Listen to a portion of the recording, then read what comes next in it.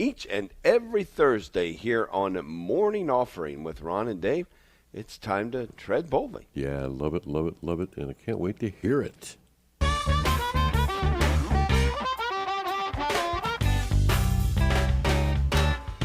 This is Tread Boldly, Leadership Lessons from the Saints, with Father Nathan Cromly.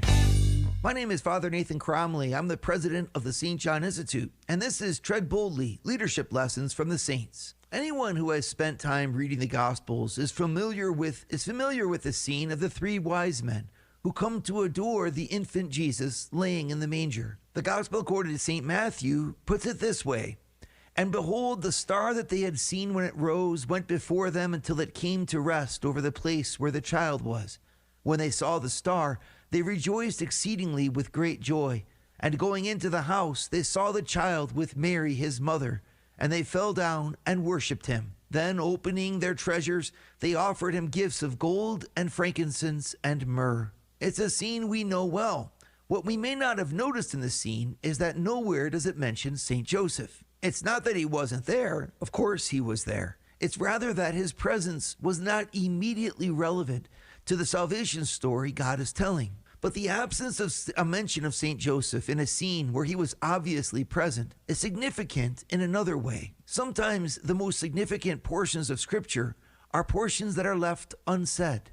Watching the scene unfold, we see the three wise men offering their gifts of gold, frankincense, and myrrh to a holy family too poor to even stay in the place where travelers lodged. We know the holy family was not rich by the fact that they offered 2 turtle doves in the temple, the sacrifice that was befitting for those unable to afford a lamb or goat to sacrifice. And so here now, St. Joseph has to receive the gifts of another, gifts which we could probably suppose they used in order to survive during their time in Egypt after they fled from Herod's persecution. Nevertheless, St. Joseph was the head of the Holy Family. He played the role of the father over Jesus and was the husband of the Virgin Mary. As such, shouldn't he have been mentioned?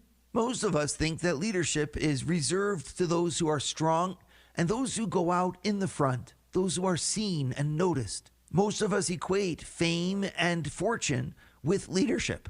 That's why this example with St. Joseph is so telling. He was the leader. Certainly, he had the favor and the love of the Virgin Mary, which is no small thing. Just think about it.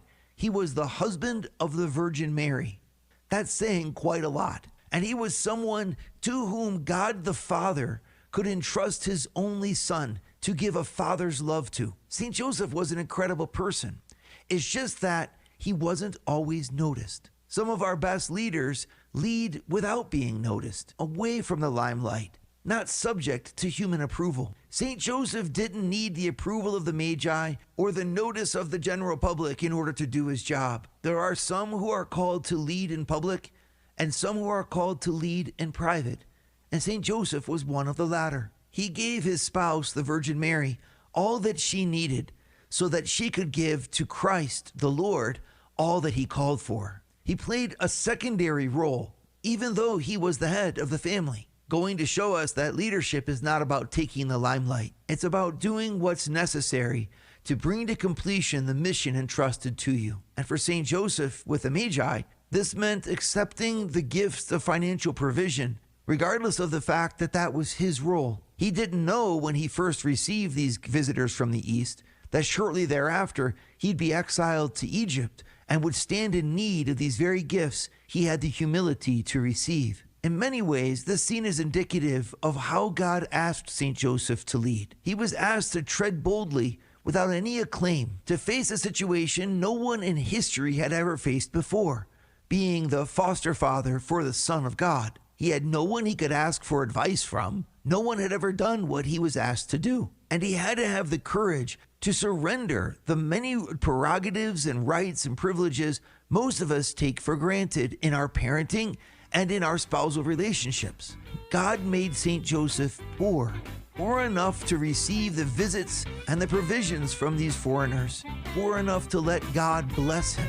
Herein lies a lesson from his leadership. St. Joseph teaches us to not let pride get in the way of receiving from God the many good gifts he wants to give to the humble. He teaches us to tread boldly even when we don't know the way. He provides for us the moment that we open ourselves to receive the blessings He wants to send.